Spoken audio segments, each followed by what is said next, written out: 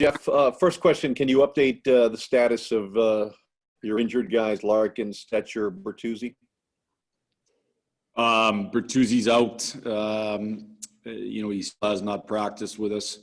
I can't give a timeline on that except to say he hasn't practiced with us until he practices with us. I don't have that timeline. At that point, it'll be, a little bit for him just to get back going. So Stetcher is out tonight as well. I'm hoping to have him for Thursday.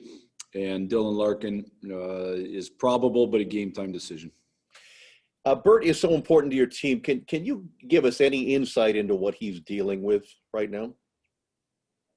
Well, just ongoing pain, so it's just, he is a big piece of our team. I think you're right about that.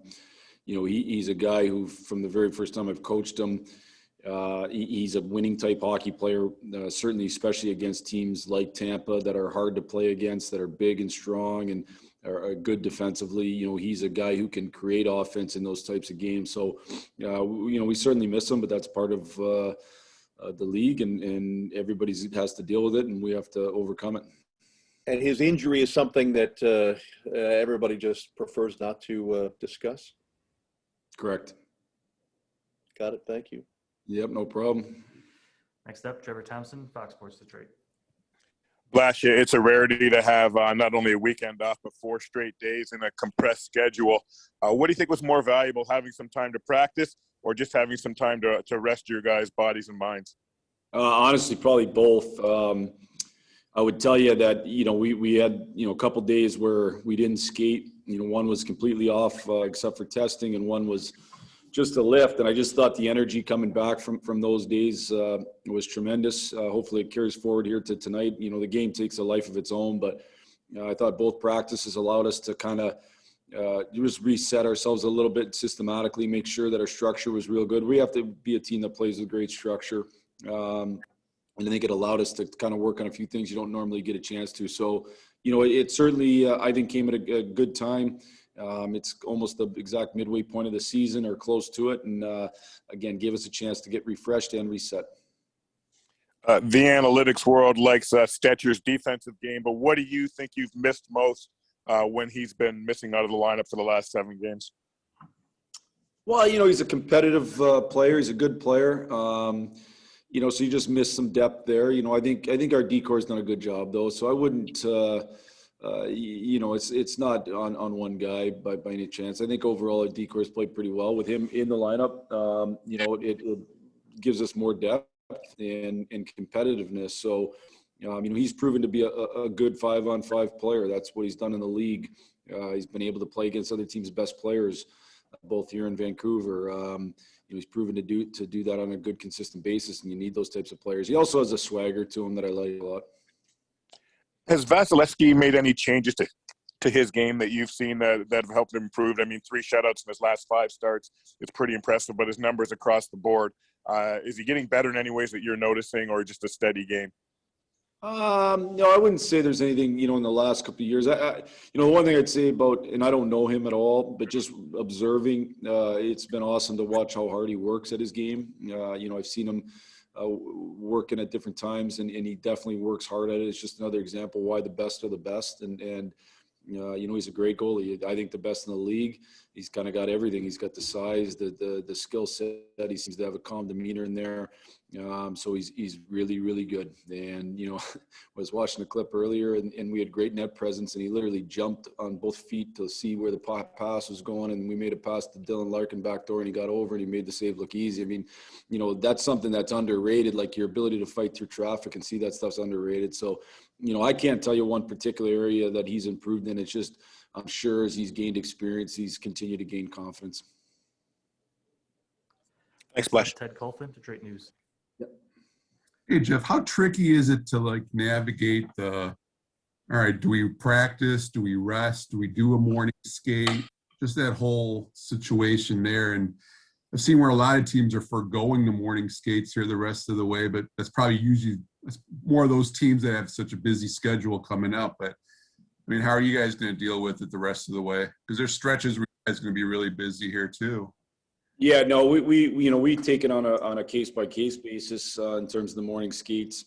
for example, the last 2 days we skated, so we made it optional today. And, generally if we practice the day before, as you get into the season, we make those morning skates optional. The morning skate, to me, the reason why it's an optional is, then it puts the onus on the player to do what he needs to do to make sure he's ready to go. Some guys, I think prefer not to skate in the morning, so you give them that option. If you're coming off a day off, lots of times you skate. You're not getting a whole bunch done in morning skate in terms of helping your habits or your structure. So to me, it's more about getting ready for the game at that point, and we'll continue to make those decisions on a case by case basis. Have you noticed this season? I mean, I don't know. Has this been more? I mean, the schedule is so condensed. I mean, has this been more of a unique season than the regular 82-game season that way, or anything? Or what do you think? I would say, I think the NHL schedule comes at you fast no matter what. You have probably a few more of these things that we've had the last couple of days where you get a little bit of breather, and then it's an every other day type schedule for the most part. So you might have a couple more of these intermittent, 4 days in between games spread out throughout the season, which, but the season's longer. So, I think our guys have said it seems condensed for sure. I think part of that too is when you're on the road, and even at home, you don't have much else you can do. So it's, kind of hockey all the time. And it just seems like you don't get to maybe get your mind off it. So, but it definitely comes at you fast in the NHL. Sounds good. Thanks, Jeff. Yep. Next up, Joe Smith, The Athletic. Hey, Jeff, with all the coaching changes over the years in the NHL, and even guys who won multiple cups eventually getting let go, I was wondering what you think about John Cooper. What is it about him that's able to keep that longevity in the league? I'm sure you guys talk off seasons about keeping things fresh or evolving. I was just curious. I know you don't play for him or on his staff, but I was just curious if you had any insight into what makes a guy like that able to kind of, be able to be on this one spot for so long. It's hard for me to say. I would say this. I think, I think the management team in Tampa showed patience. And I think it paid off for them in spades with the Stanley Cup championship. And I think sometimes around the league, that doesn't always happen, and good for them. And I think John's an excellent coach, certainly one of the best in the league. I know he's a good friend of mine, but that's unbiased. He's clearly one of the best in the league. And I think, after the tough playoff series against Columbus, they stuck with him. There was no doubt that he was their guy. And because of that, I think it was a huge impact on why they won the cup. So, what makes him a really good coach? I think he's an extremely intelligent person. I think he's calm under pressure. I think he, makes sound decisions on a consistent basis. That's what makes him, and he's a good people person. So, all those things combine to make him a good coach, but we don't get to make decisions on hirings and firings. That's up to management. And I think in the end, I think the trust that they've showed in John paid off big time. Thanks, Jeff. Last question from Dave Randorf with Lightning TV.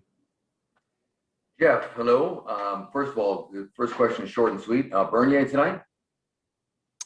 I'll let you know tonight. Okay, fair enough. I'll watch warm up. Secondly, I'd like to ask you about Dylan Larkin. I know you said his game time improbable, but we'll probably see him sooner or later. I know you weighed this into when you put the C in his jersey this season. This is a hard, challenging situation for a young captain in his first year. I've read a lot of his quotes and seen his interviews. He seems mentally strong. How has he been to you handling this transition, this bit of a grinder for him as a young captain? Honestly, I think he's done a great job, Dave. I think it was a good decision by Steve not necessarily put that C on him last year. He's had experience now over the last number of years of what a hard rebuild is, and that's what we're in. And so he's been able to kind of see it without having to be the captain. And now that he's the captain, as we continue to grind to try to become a better team here and try to have a better tomorrow. I think his perspective has only been gained through his experiences of the last 5 years previous to this. And he's had some great mentors. I know he still speaks to guys like Henrik Zetterberg and Nicholas Cronwell, guys that are outstanding leaders. And so he's really had great mentors, and I think he's really learned how to handle it. The biggest thing I'd say is, he's a very a competitive person who can have a fiery demeanor towards him. And I think he's learned how to handle that fire the best way and to let it burn inside him, to let him continue to be extremely competitive without losing his emotional control. And I think that's something that's hard for any of us that are fiery people, that are competitors. And I think he's learned to do that really well and learn to continue to work every day towards a better tomorrow. That's it for us this morning. Thanks, everyone.